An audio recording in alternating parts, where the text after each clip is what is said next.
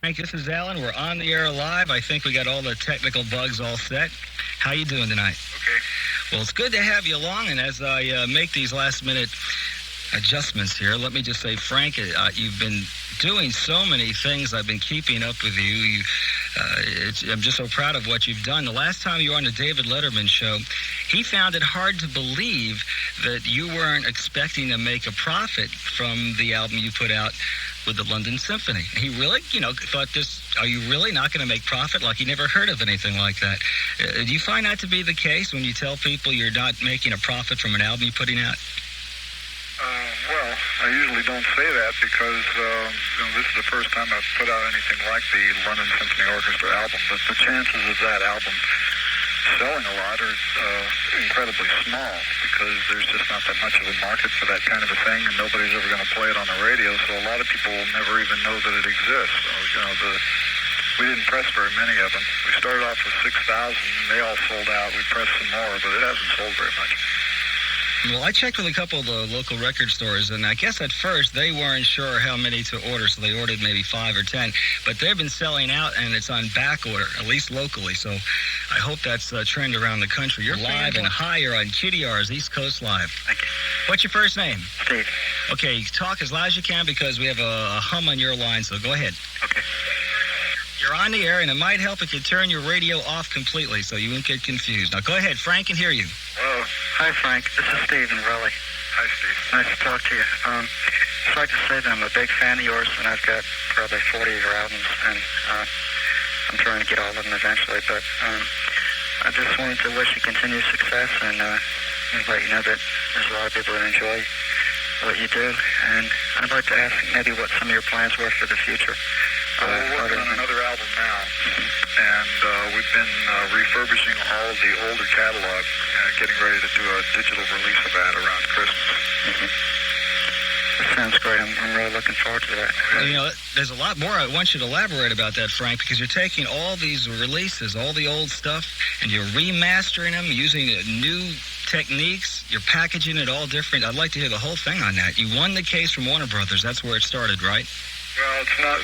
The thing was settled out of court. It didn't go to a conclusion where one or the other side won. It was settled out of court, and part of the settlement was I retained the ownership to all of my original masters, going all the way back to the beginning. The only album that I don't own is 200 Motels, because that's owned by United Artists.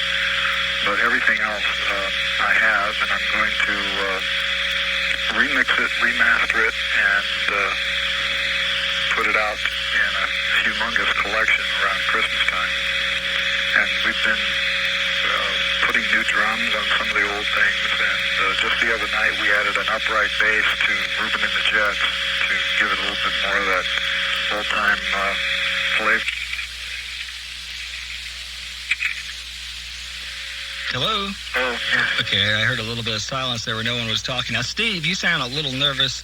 Yeah. And I know you probably have another question or two, but feel free. Just speak up loud. That's the big thing here because we have a weak line on you. If you got any final comments, go ahead. I'd just like to say it's good to hear about Reuben and the Jets, and I know that you're also planning on finishing Freak Out when you did remaster these and finally get them out. You're going to finish... Yeah, we're going to do a tweeze on that. Mm-hmm. That sounds great. Okay, Steve, thank you very much for your call. Glad you got in. Thanks, Frank. Take care. 800-662-7517 and 860-9436, your number to call. And we're talking with Frank, and I'll tell you, Frank, I can't help but wonder when I see television commercials where they're doing their takeoff on Valley Girls, and you hear of these rip-off movies, and just everything is just a big takeoff on the success Moon had with that record. Does it bother you a little bit that everyone's trying to cash in on it, but yet not give you credit? Or maybe they are giving you credit and I don't know about it, but it seems like everyone's trying to jump on the bandwagon. No, well, there's no credit involved in it. I mean, basically what you're seeing is a very typical American kind of exploitive reaction. I mean, that kind of reaction would accompany anything that was as popular as Valley Girl.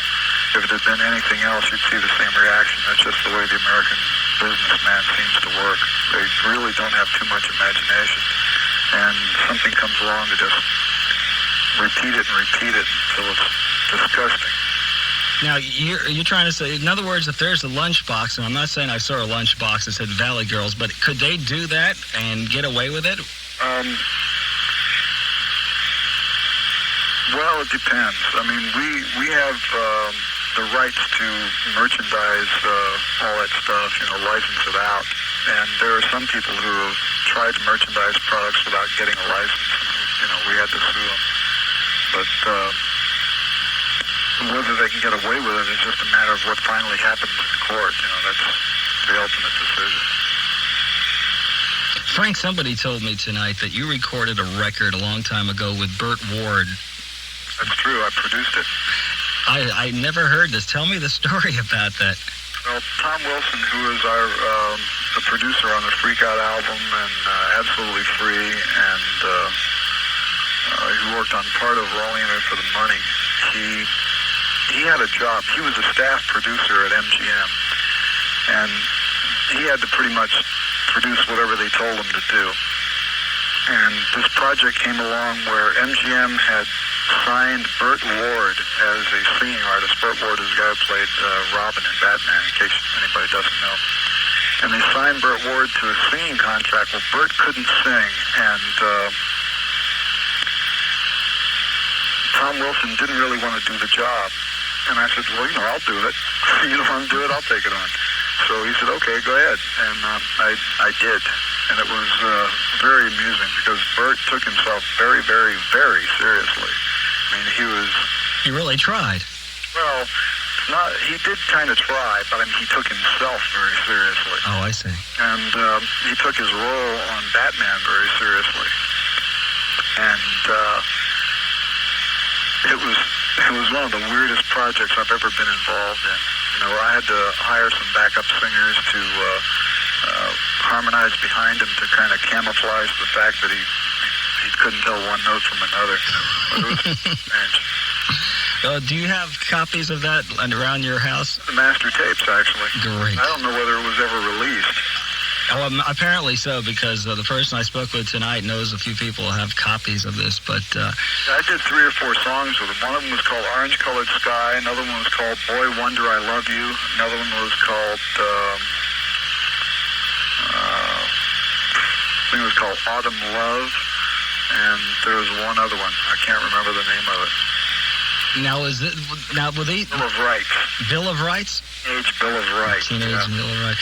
Now, I'm assuming none of these were commercially successful, but what were they planning on doing? Just releasing these for, mail order, or was this supposed to... No, these were going to be commercial releases because at that time, Batman was the hottest show on television, so they figured they were going to clean up because they had a record by Robin. Right. Interesting. I'd love to hear that sometime. Folks, we're talking to Frank Zappa live, and we got a full switchboard. Let's continue. We got some surprises later on tonight. Let's go to this line. Hi, you're on WQDR's East Coast Live. Right now? Yes, what's your name? Audra Jackson. Where are you calling from? Raleigh. Okay, you're on. Go ahead. Frank can hear you. I didn't make out your name. What is it?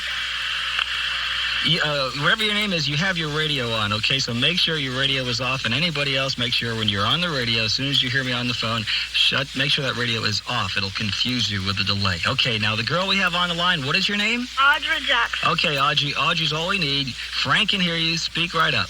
I want to know exactly how many years you've been in the record business. Well, let's see. We released our first album in 1965, but I started recording singles and stuff like that in 1962. How many hit songs have you had? Well, the only one that you could really hit in the normal sense of the word would be Valley Girl. Really? How did your daughter get into this? She wanted to. She kept asking me whether or not there was something that she could do on a record, and so I came up with the idea for her to do that. Oh. Let's see. I had one more question.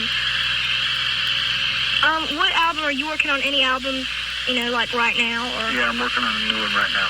Do you know when that'll be out? Hopefully around September. Audrey, how old are you? 14. 14. Okay, Audrey. Yeah, what's the first song you can remember hearing by Frank Zappa? Valley Girl. Valley Girls. Well, it's nice talking to you. Thanks for calling in. Okay, thank you. Bye-bye, Audrey. 800-662-7517 and 860-94FM. We're getting ready to hear some music from the new Frank Zappa album. Who do we have on this line? Oh, yeah, Todd from Durham. Hi, Todd. You're on the air speaking with Frank. Go right ahead. Hi, Frank. How you doing? Okay, Todd.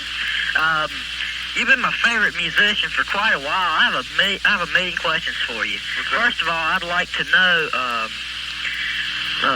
about some of these unreleased albums. There's one called Iron Man and Nirvana. Yeah, that was a project that at the time we were signed to MGM. A guy there had access to a bunch of tapes of Lenny Bruce. I don't know whether you know who that is. Yeah, I know about Lenny Bruce. Okay, well, they had these Lenny Bruce tapes, and somebody thought that we should do some music to go along with the tapes, and that's what that album was going to be called, because he was already dead at the time that the project was suggested. That's where the title comes from. Okay, I'd like to know about several of the early signings on Straight and Bizarre. What about Captain Beefheart? What can you tell me about him? I don't know what he's doing now. I haven't seen him in quite some time. Well, he's put out an album recently called Ice Cream for Crow. Yeah. Okay, what about Wildman Fisher? He's still around someplace. I think he records for Rhino now. GTOs. Well, let's see. One of them is dead and the rest of them are married. Do you plan to reissue those Straight and Bizarre albums?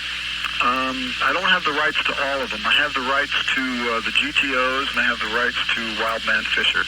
Yeah, those are both great albums. I don't have them because I'm kind of a younger listener, and I don't have the money to go out and pay $30 to Yeah, well, collect it. when I re-release it, you won't have to pay $30, that's for sure. Okay, what about videos on MTV? Do you have any plans to do any videos? Well, I've sent them a video, but they don't show it.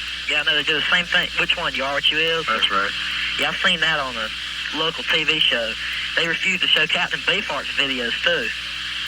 Yeah, well, they don't show very many black videos on there either. I mean, they have a format that they're trying to stick to, and it's based on who and what they think their audience is, and I guess they presume that the people who watch MTV don't want to have anything to do with certain types of music. So Well, I'd love to hear your music. Let Frank finish. Okay, go ahead, Frank, please. They design their format to look and play a certain way. It's just like certain radio stations have a sound that they want to stick to, and if it's a country and western station, they won't play anything other than country and western. If it's an R&B station, they won't play anything other than R&B, and they do that on purpose just because they're servicing a certain type of audience. Okay, I'd like to know about a song called Punky's Whips that was on Zappa in New York, but on the later editions was not on there. Well, that was it was left off because of the lawsuit with Warner Brothers. But if you want to hear the real good version of that song, it's available on the Baby Snake soundtrack album, which is available by mail order, and that's really a much better version than the one that was originally on the Zappa in New York album anyway. Okay. No, I can't let you go on. You're asking a lot of good questions. I know you really thought it out, but because we have so many calls coming in, I just got to move on, okay? One more, though. Real quick. Barking Pumpkin signings. Do you have anybody else on the label yet? No, and there's not going to be because it was never designed that way. Okay. Okay, thank you very much for your call. Hey, yeah, Frank. What's that? Play Punky's Whips off of that Baby Snake soundtrack album so we can hear it. Okay, since I don't have that one queued up right now, why don't we take a call and I'll queue it up while you're talking to the next caller. Okay, let's go to this line. Hi, you're on QDR's East Coast Live, talking to Frank Zappa. Who do we have on this line? John. Okay, John, go ahead. I just wanted to ask you a question about your position in Barking Pumpkins. Exactly what do you do, and how are you affiliated with CBS? It's what they call a pressing and distribution deal. It's my label, and I control all the business of it, and the only thing that CBS has to do with it is we send them the parts, the metal stampers, to make the records. They press it and ship it, and that's it. So you're more or less the president of it, and yeah, I'm the president of it, and in charge of everything. Yeah. And are you planning to do with Baby Snakes? I've heard a lot about it, but I haven't heard anything. what eventually, I heard it premiered in New York or somewhere. Yeah, well, we've been trying to get a distributor for it, but nobody wants it, right?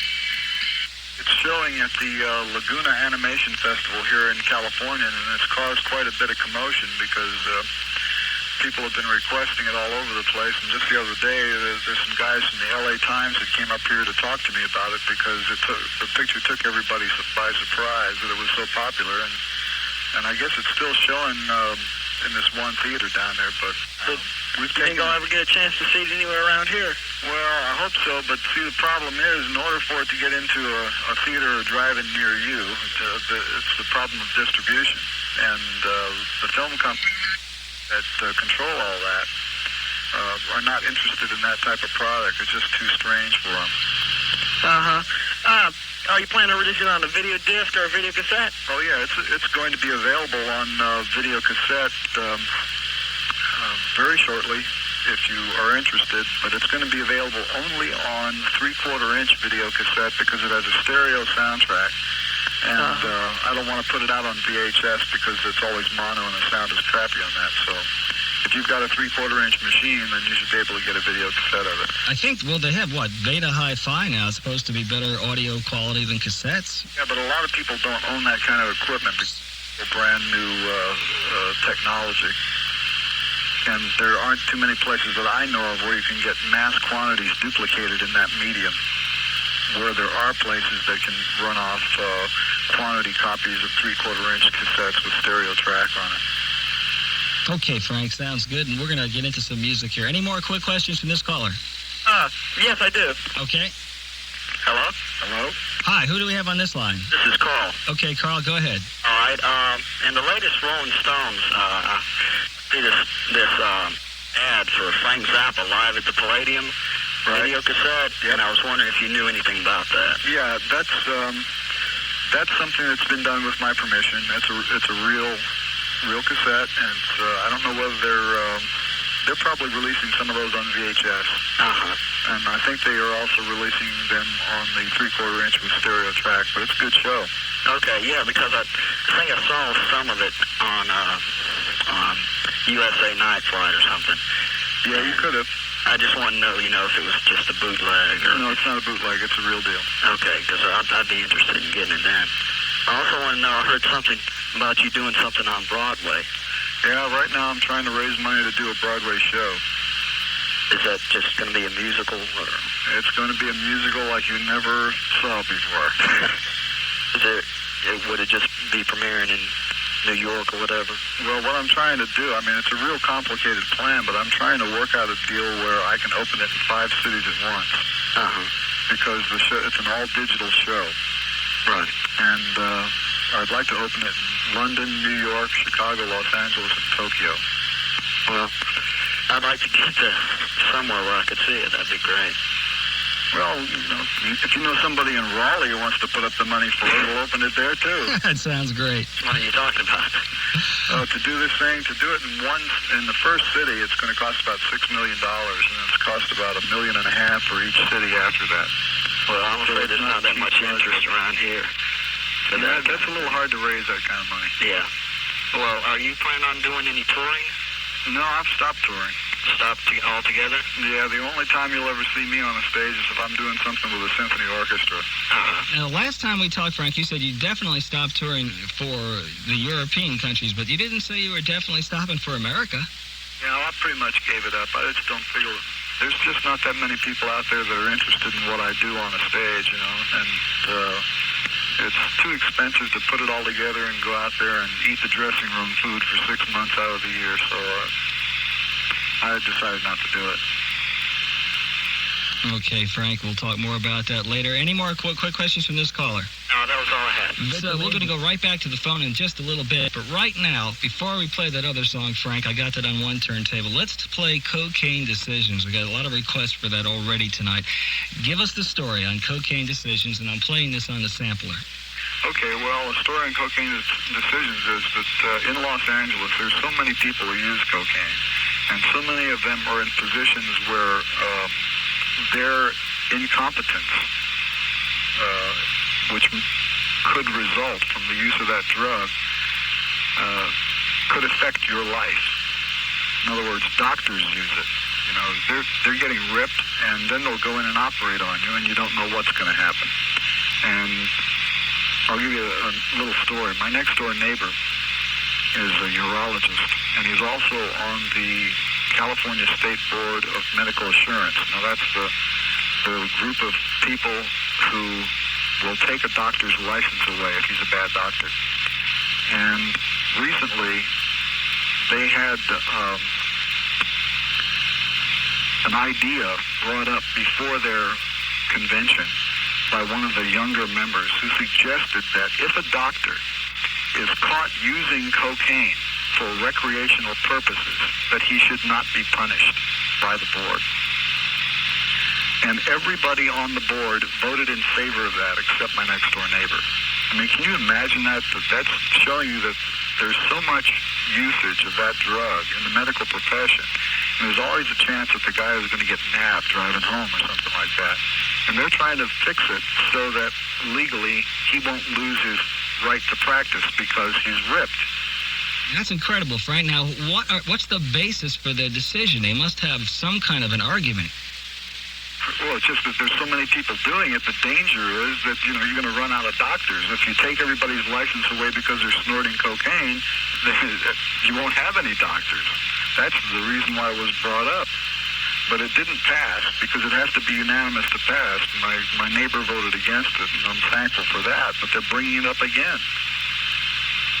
And I wouldn't be surprised if they're bringing it up in other states, too, because it's happening all over the country. But it's not just doctors who use it, you know. Well, a doctor would just write himself a prescription, right? Correct. He has no problem getting cocaine. It's what happens. I mean, I think that a doctor, when he's dealing in life and death situations as part of his way of earning a living, has a responsibility to his patients to be in the best physical condition that he can be in order to treat them properly. You know, I should think that would be the least that he could do. Okay, Frank. These doctors out here think of themselves as party animals, perhaps. Now, are we talking about doctors, let's say, over the age of 40? We're talking about any kind of a doctor. We're talking about your family doctor. That's incredible. That is incredible. 1983. Good introduction for the song. Let's get into that song, Cocaine Decision. Let's go to this line. Hi, you're on QDR's East Coast Live. What's your first name? My name is Scott. Okay, Scott, go right ahead. Frank can hear you. Okay, Frank. Hi. My name's Scott from Raleigh, and you put out an album with Captain Beefheart, and I was just wondering what your association with him was. Well, I used to go to high school with him. Oh, for heaven's... I used to go to high school with him. Oh, really? Yep. And you just got together then after that and produced that album? That's right. That was a live one? Yeah. Okay, well, thanks. I just wondered. Okay. Thank you. Bye-bye. Okay, thank you very much for your call. 800-662-7517 and 860-94FM. Hi, you're on the air. Yeah. What's your first name? Tom. Okay, Tom, go right ahead. Okay, Frank, just wanted to let you know that up until last December, I was working at a small FM radio station in Missouri, and your music is alive and well and still being played in Missouri. Well, fantastic. And I was also wondering if you'd be kind enough, being as we've got a whole new generation of listeners out there, if you'd be kind enough to explain to them exactly what is cheepnis. What is cheepnis? Cheepnis is exemplified by visible nylon strings attached to the jaw of a giant spider. Whenever you watch a monster movie on television, you can see the zipper on the back of the suit. That's cheepnis. Okay?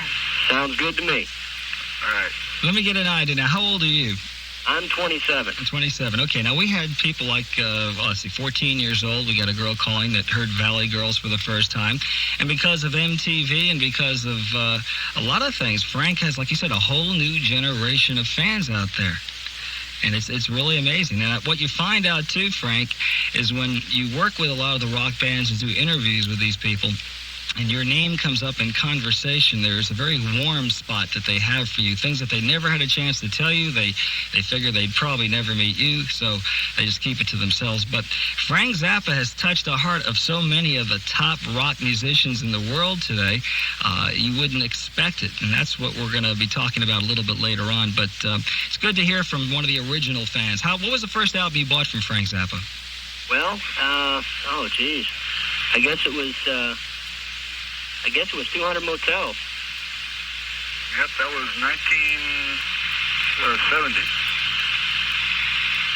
1970. And during the 60s, Frank Zappa did one of the early Steve Allen programs where he played a bicycle on the air. That was a nice little thing I heard about there. I got to see that on videotape a long time ago. And what other strange things? Officer Willis, Sergeant Willis, busted you, set you up, and said you were producing porno movies, and you were in jail for a couple of nights and lost some money. That's all true, isn't it, Frank? It was more than a couple of nights. I was in there for 10 days. They gave me a 6-month sentence with all but 10 days suspended.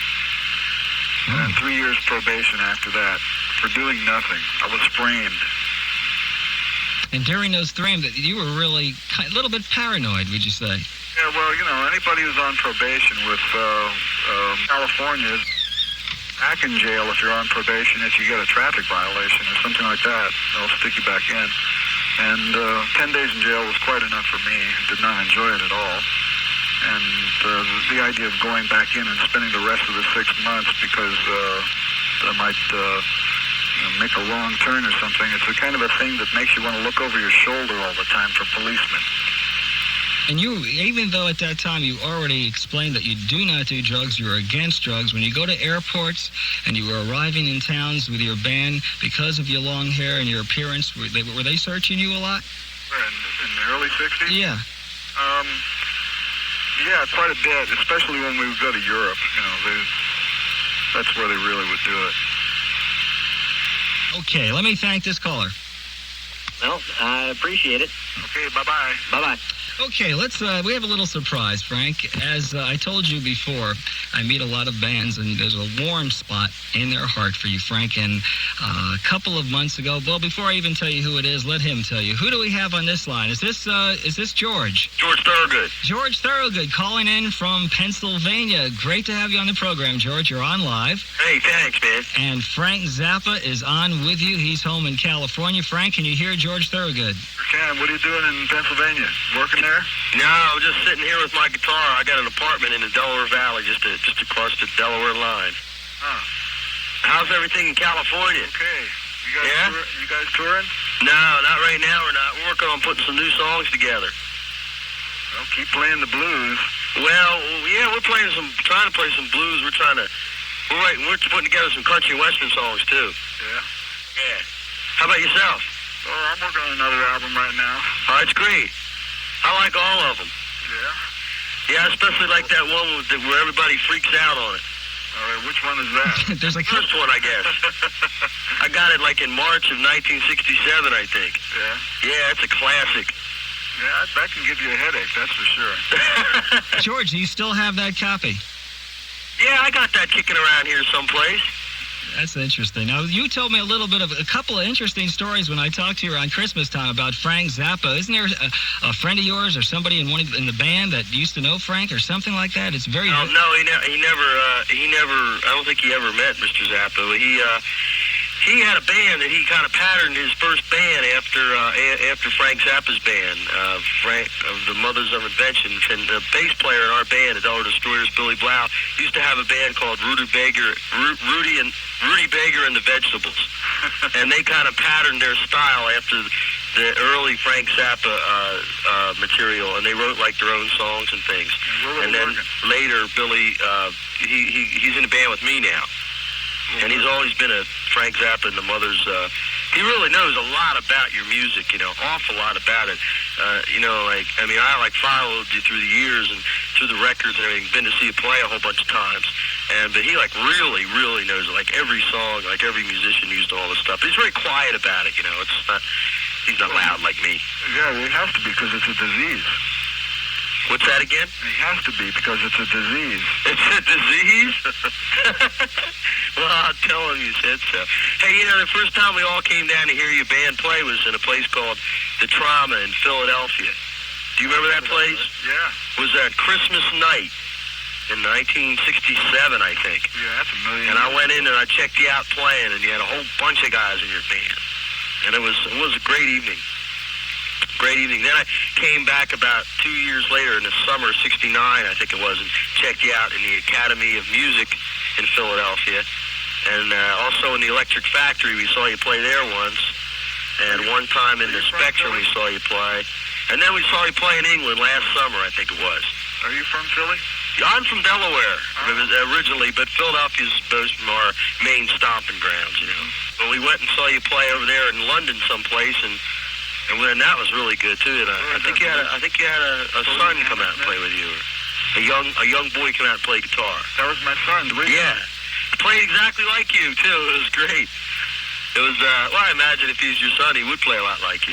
No, he would probably be offended to hear that because his favorite guitar player is Randy Rhoads. Is that right? Yeah, he loves Randy, and the way he learned was by listening to Randy's cassettes and a bunch of other stuff from Eddie Van Halen and things like that. He's totally into heavy metal. Uh-huh. Well, he really impressed us. The cat that young, they were so far advanced already, you know. He was 12 years old when he did that. Man, that's great. Well, I don't know if it means anything coming from me, but tell him we respect him and tell him to keep it up. Okay, I will. I think they'll be very excited to hear that because that was the very first time he'd ever been on the stage. Really? That's right. So we were lucky enough to see him. That's right. You saw that. Hey, the that's great. First time. That's really hip. I don't know, you maybe didn't hear this, but Frank announced a while back that he's not going to be touring anymore. He's not definitely sure, but it looks like he's not going to do any more touring. George, what do you think of that? Well, that's a great loss to as far as I'm concerned, because I've been watching him play since, like I said, '67, and I've always been, thoroughly entertained by live active Frank Zappa and his bands. And but he's probably got a lot of other things that mean a lot more to him. I mean, the cat's been on the road probably, the last 20 years or whatever he's been doing. That's a long time. You got some things aren't forever. I mean, if he comes out and plays again live, I'll be into it. But whatever Mr. Zappa does, it's okay by me. Well, thanks, George. Hey, listen, are you down there in Los Angeles or someplace?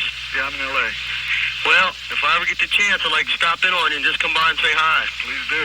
And I'll give your family the best from myself and the Destroyers. Okay. And I hope we'll run into each other sometime. Okay, and I'll tell Breezer what you said. Hey, please do. That'd be great.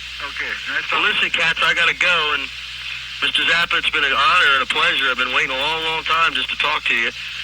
And you've done a great job. Okay, give my regards to your bass player. I'll do that, man. You all take it easy, huh? Okay, George, I'll send you a copy of this. Great, I'd appreciate it. Have a good night. Bye-bye. Bye-bye. George Thorogood, everybody.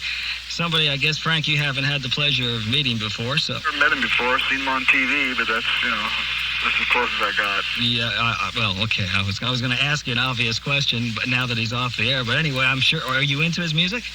Well, I'm not a rock and roll consumer. If I see something on television or accidentally hear it on the radio, then I'll be exposed to it. But other than that, I don't go out of my way to go to any concerts or buy any records or anything like that. But one thing I can say is I'm glad that somebody is playing blues-type music today, in spite of the way everything else goes in the popular music world, because I've always liked blues.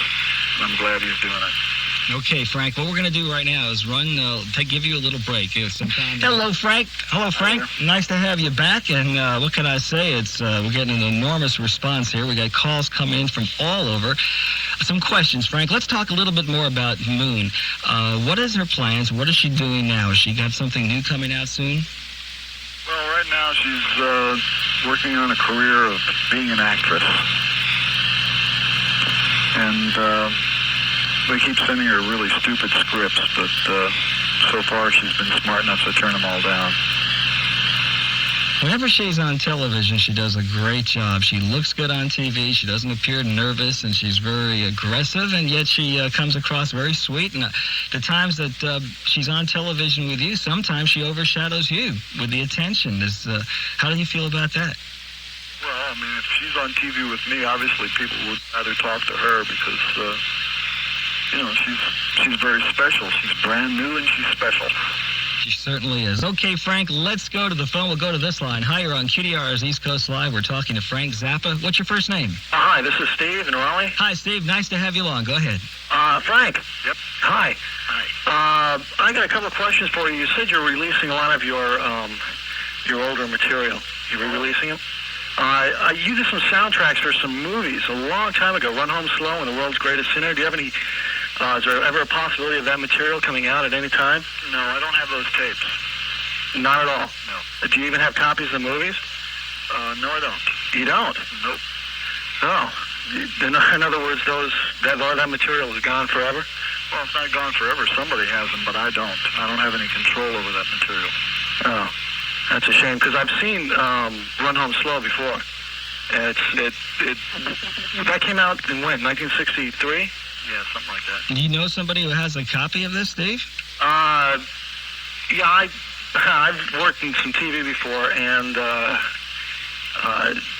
there's a distribution house for television stations, and it seems to be on their catalog.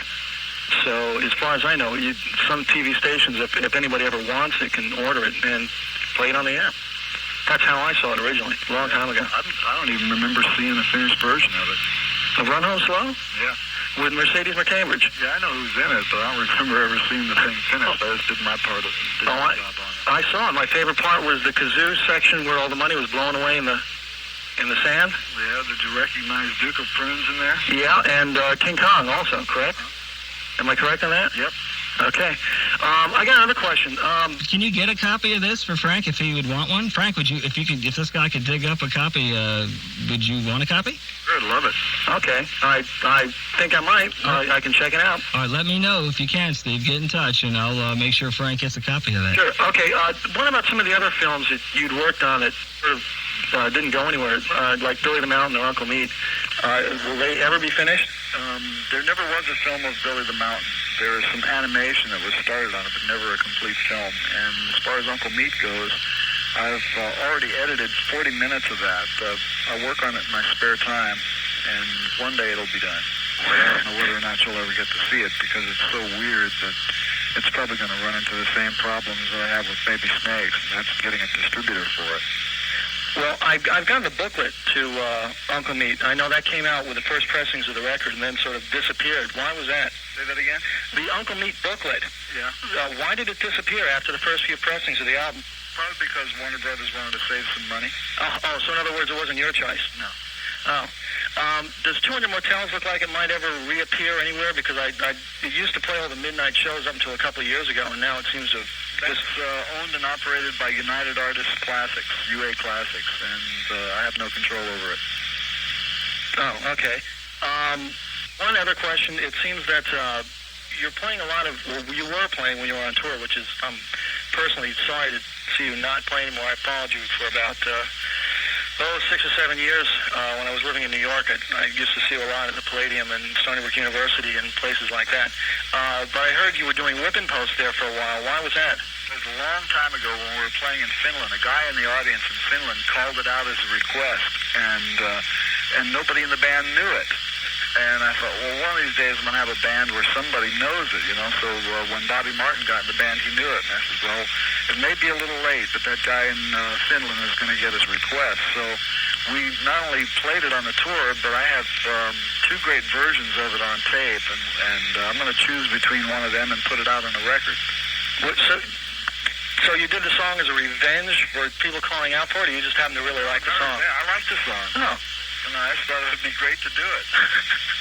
Okay, yeah, I heard your version is a little bit different compared to the Allman Brothers. It's quite different because in the middle, when the guitar solo comes in, it goes to reggae.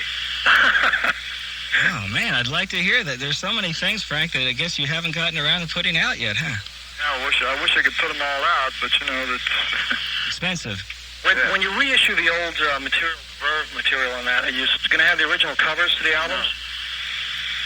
Because all that original artwork is lost, and I don't have any way of reconstructing it. Cal Shingle doesn't have it anymore? No.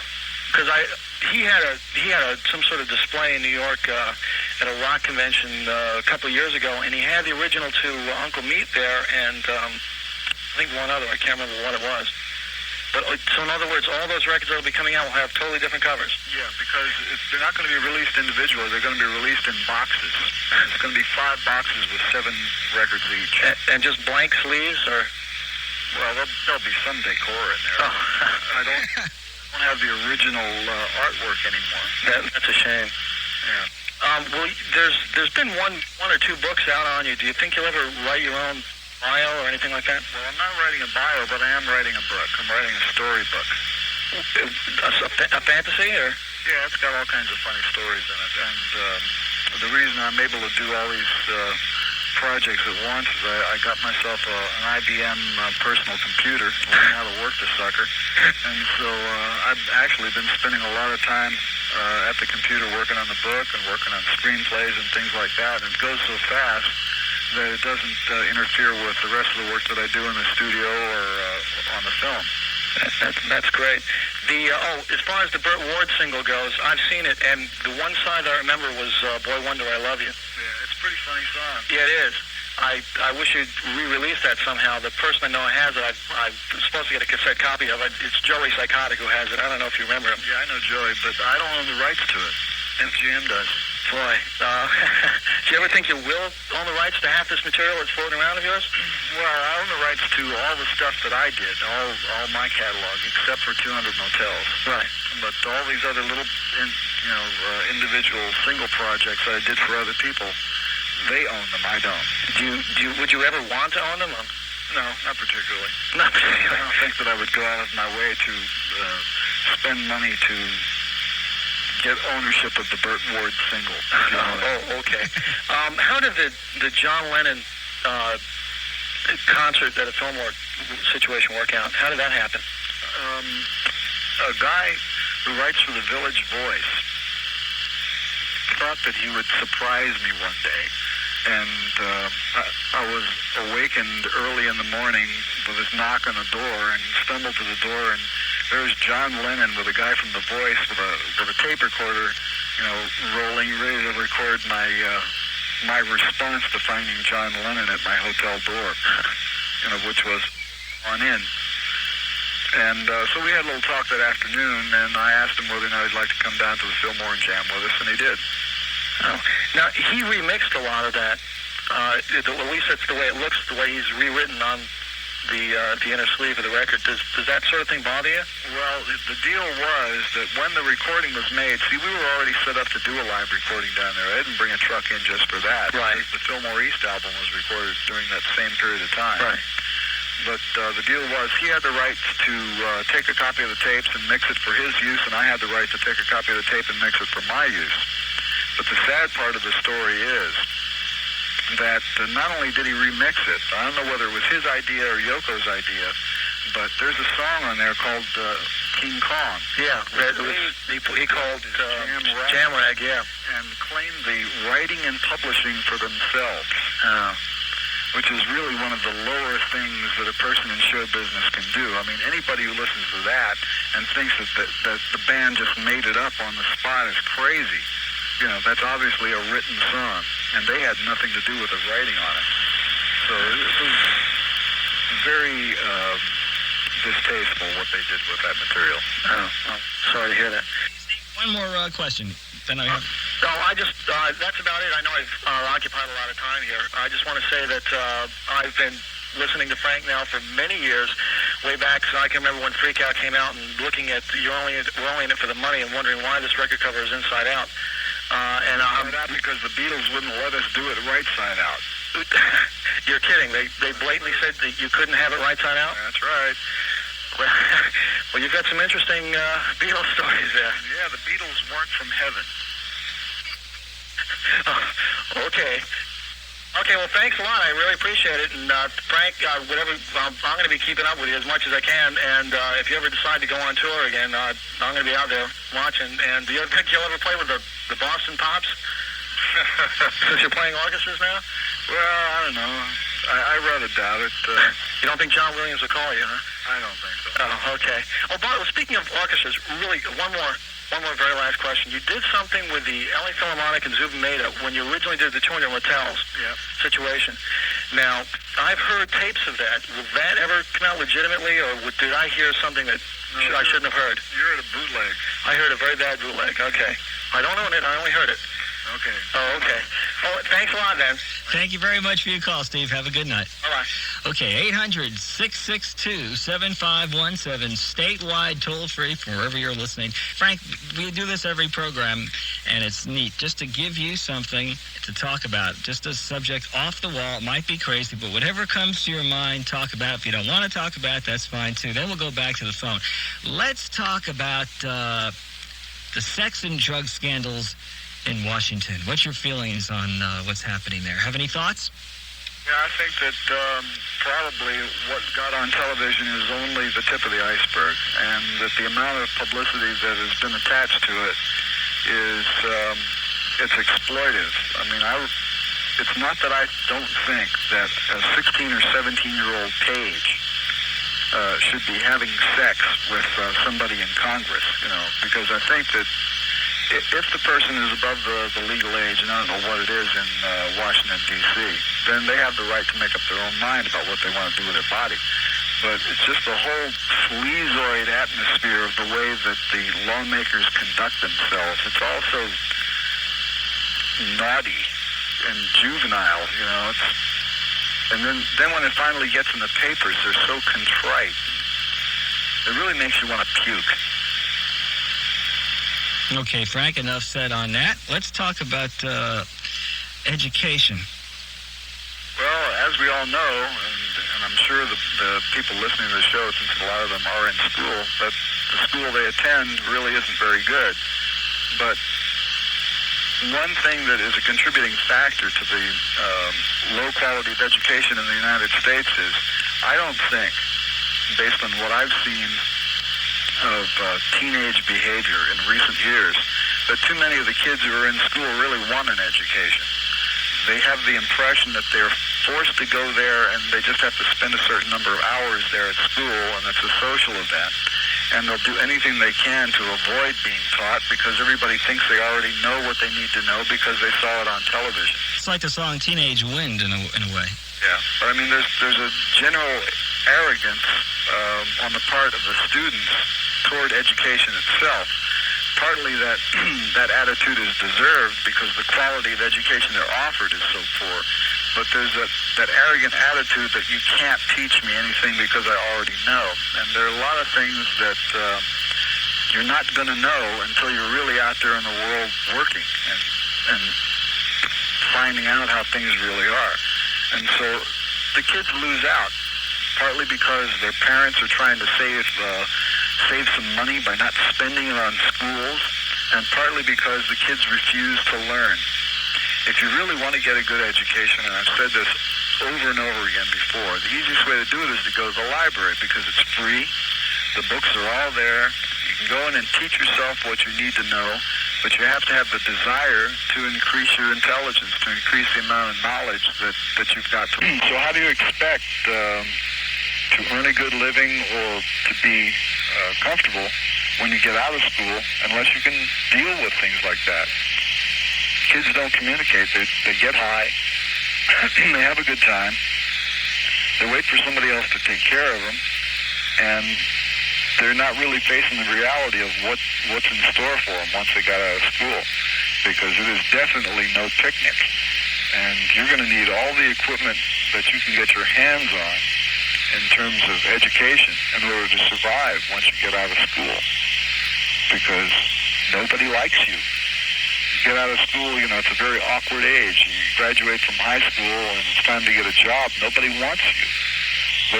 They don't trust you because they know that you come from a school system which couldn't possibly have taught you anything. And they don't have any jobs for you, and they don't want you and they don't like you. That can make a person very depressed. That's a lot of food for thought there. I can imagine a lot of people, if I was about 14 years old now listening on the radio, it would be sinking in coming from you. Well, you think about it, because if you're in school, it might not be any fun, but you have to orient your mind to the idea that being smart is not a bad thing, and being in possession of practical information is not a bad thing. And if the school isn't going to provide it for you, then do yourself a favor and go out and get it. Go to the library. And this mentality that it's not cool to appear too smart around your friends, to show them up for whatever the reason is, there's an attitude, well, I don't want to act too smart because that would be like I'm egotistical or bragging. That mentality brings down the intelligence of a lot of conversations. Like when I go to concerts today, there's a whole different kind of person there. It's not like it used to be just a few years ago. We got a lot of people that not only do they want to party, it used to be when you go to a concert, you were into the music, you had commitments and beliefs, and you had, goals for life, and the music was a part of the culture. Today, you go to a concert, and you just want to see blood, it seems like a lot of these kids. And I guess maybe that's one of the reasons you're not touring anymore. Yeah, well, that would be included in part of it, but it's the desires of the audience that consumes rock and roll are somewhat at odds with my aesthetic reality. Okay, Frank, that's well. I just noticed something here. You were in the brand new issue of Radio and Records magazine. There's a copy of you and Frank McKenzie. It says Frank Zappa visited CHUM-FM in '77 and was interviewed on the air by DJ Rick Moranis, soon to go on to greater fame, Bob and Doug McKenzie. So you're in the new Radio and Records, which I'm sure thrills you to no end, Frank, right? The 1977 picture? Yeah, I don't know, it's in there. It sure is. I wonder why that's in there. It's in the brand new issue, page 32. Anyway, we got a lot of things we want to talk about here. Frank Zappa, who I would like to see on cable TV or regular TV doing a talk show. I think that's the side of Frank Zappa very few people really get to see and hear, but you're the way you articulate the things on your mind, your theories, your philosophies, you'd be a good host for a talk show. Now, it might sound off the wall for somebody to say, Frank, but that's the way I feel. So with that, let's go to this line. Hi, you're on QDR's East Coast Live, talking live to Frank Zappa. Hello, Frank. My name is Paul from Stanford. And what's your first name again? Paul. Hi. Talk up a little bit. Okay. And a little closer to the phone, Paul. Okay. My question pertains to cocaine decisions. And I saw you a couple years ago when you hosted Saturday Night Live, and I was a little bit confused with a skit you did. Something about, had to do with drugs, and they were saying, hey, Frank, come on, try this, put this in your nose or something, and it's like, you said, I don't do drugs. And I guess that was supposed to be the humor of the skit, surprising or amusing that Frank Zappa doesn't do drugs. And we're losing you on this call, or you're kind of coming and going. It's not your fault. I guess there's something on the phone that's interfering, but talk a little louder if you can. Well, as I said, I saw you on Saturday Night Live doing a skit, about the punchline was that it's amusing or funny or something that Frank Zappa doesn't do drugs, that players couldn't understand that. Cocaine decisions, I'm a little bit more confused. I just don't understand why that was supposed to be funny or amusing or surprising. Do you want me to repeat that? Because it's... I understand it. Well, here's the answer to your question. First of all, the skit wasn't funny. Second of all, I didn't write it. Thirdly, I didn't even want to be in it. And fourthly, they thought it was funny to have me in there saying that I didn't do drugs. But the fact of the matter is, I don't do any drugs. I don't like them. I don't have any use for them. And those people did. And they were very interested in making that something that was amusing. And I took the job of being the host on the show, and I was stuck with doing a number of skits on that show that I didn't think were very good. I don't have any control over those things because I'm not on TV. I was a guest. It was their show, and I had to do their stuff. And unfortunately, that thing has been in reruns for years. The thing keeps going on and on. Yeah, that is unfortunate, especially the audience doesn't realize you had an idea for doing a talk show, I believe, that night. That was the idea that you wanted to do for the skit. Well, when they originally asked me to be on the show, they said, yeah, you can come up with some ideas and we'll do them, and I did, and they rejected them all. Well, that just goes to show you. At least David Letterman doesn't do that to you, huh? He's a pretty good guy. He is, and he's a fan of yours, too. 2 weeks before you were on the air with him, I was in New York. He was on this program, and he said quite a nice bunch of things about you, Frank. You might not realize it, but Frank Zappa, David Letterman is a rock and roll fan, and he's into the music. He's into the music. Okay, let me thank this caller. Bye-bye. 800-662-7517 and 860-94-FM. Who do we have on this line? Hello, you're on the air. Hello, this is Richard from Greenville. Okay, Richard, go right ahead. You're on the air. Okay, I'd like to ask Frank about the space program and how he feels about the basically development industrialization.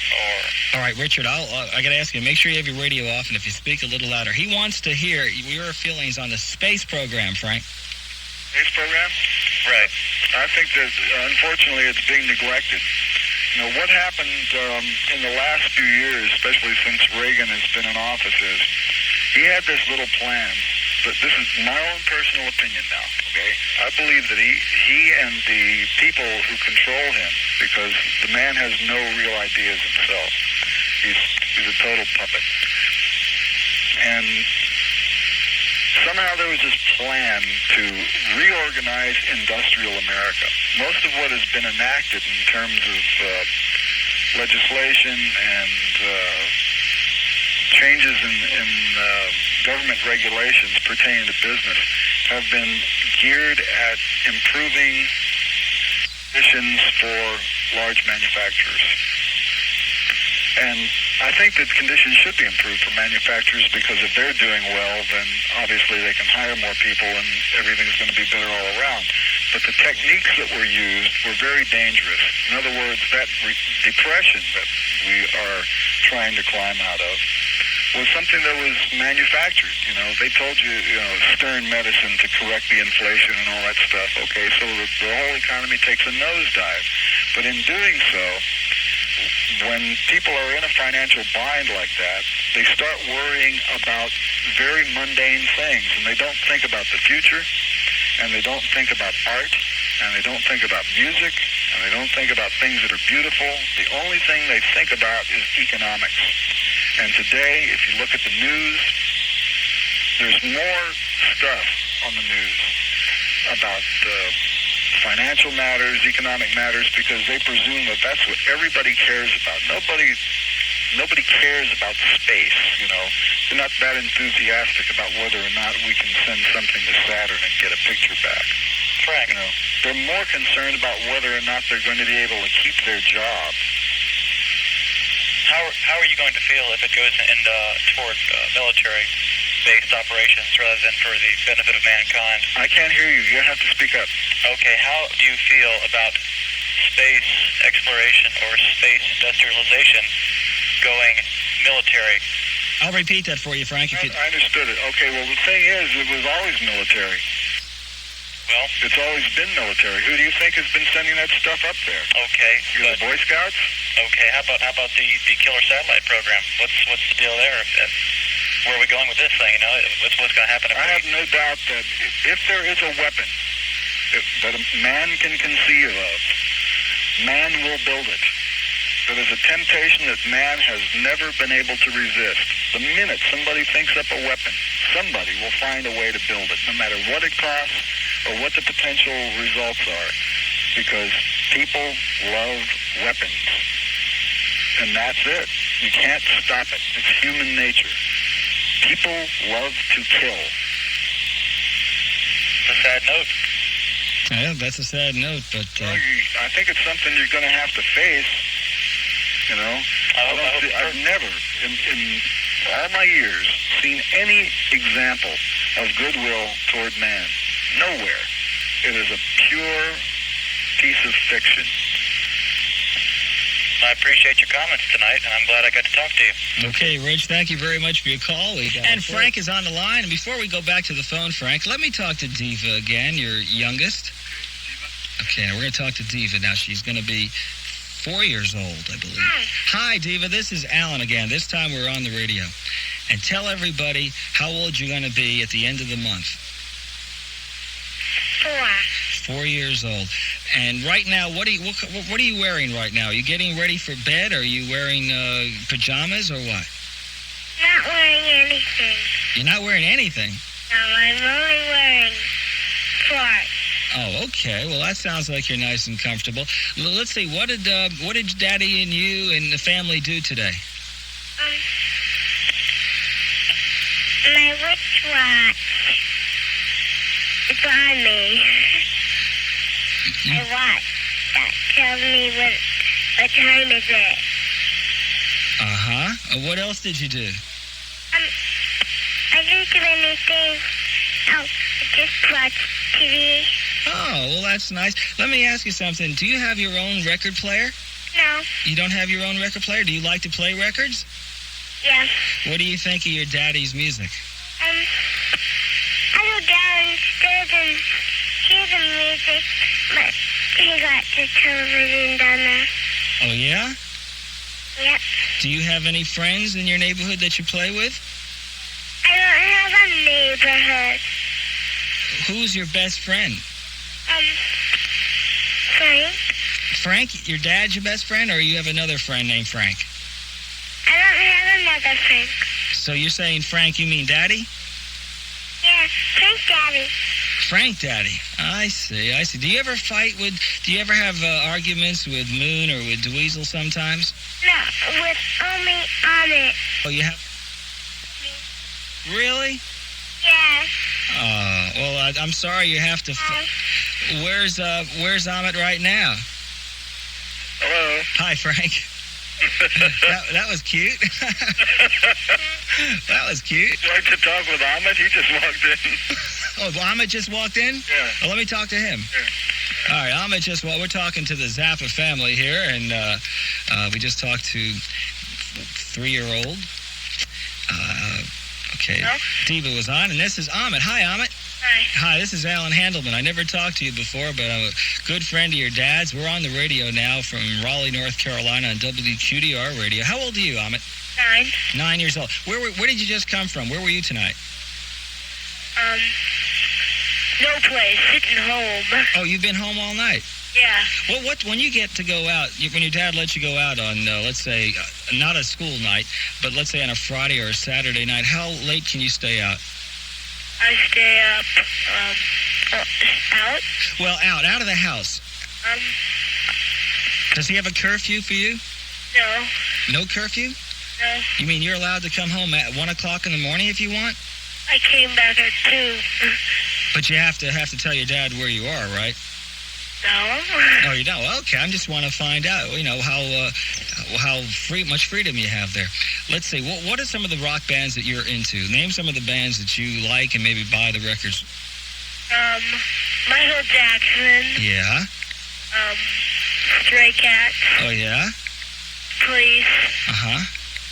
And that's about it. You like any of that heavy metal music? Like Def Leppard or AC/DC? And Eddie Van Halen. You like Eddie Van Halen, huh? Yeah. All right, Ahmet, it's been good talking to you. Let's talk again sometime. All right. Have a good night. All right, here's Frank. Okay. Yeah. That was neat. I did talk to... Ahmet says, was I just on the radio? Yeah, he sure was. On the radio? Yeah, you were on the radio. You know what we could do sometime? We'll let Diva and Ahmet take calls like we did with Moon. Is Dweezil home? Is Dweezil here? No, he just left. He just left, and Moon's gone too, right? Yeah, they went over to their friend's house. Okay, if they happen to come back when we're still on the air, that'd be great to say hello to Dweezil. Let's go back to the phone. We got a full switchboard. If you'd like to try to call in, 800-662-7517, toll free from anywhere. Who do we have on this line? This is Ray. Hi, Ray. You're on the air. Okay, let me turn my stereo down. Turn your stereo down, and we have Ray calling in from somewhere. I'm not exactly sure, but it's nice to have you along. Yeah, big city of Cary. From Cary. Okay, go right ahead. Frank can hear you in California. Hi, Frank. Hi there. Just a second. Hey, Ahmet, don't do that. You guys doing your... Ahmet, don't do that, please. Ahmet just threw a hat at Diva. Stop it. Brotherly love, right? Yeah. Oh, it sounds great, man. I'm from Chula Vista. You're from Chula Vista? Yeah, you ever heard of it? Oh, yeah. I'm sure you have. Sure have. 3rd Street, man, right off 3rd Street. Where'd you go, to Sweetwater High? No, that school right up there off 3rd. Man, it's been years ago. I was 11. I'm 21 now. Uh-huh. Yeah, but Let me get my notes. I made notes to talk to you. Okay. Okay, just relax. Don't be nervous. Man, I'm nervous. This is Zappa. I know. Listen, I went through this. I still get a little nervous every time I do a show with Frank. The time you have to be nervous is when Diva gets on the phone. I know. I'm sure, really. Yeah, well, it was cute. Oh, Alan, I enjoyed the show last week, man. Thank you. It was killer. Thank you. Appreciate it. The hell out of me. Well, I'm glad. Okay, go ahead. I got your notes for Frank? Yeah. Okay, man, it's about Dweezil. I hate I missed him. I want to know a little bit about his album, Country Water. It's not an album, it's a single. It's a single? Yep. And he's not gonna do an album? He started to work on an album, and what happened was, I was in New York when he started working on it. Yeah. And I came back, and I didn't think that the songs that he was working on were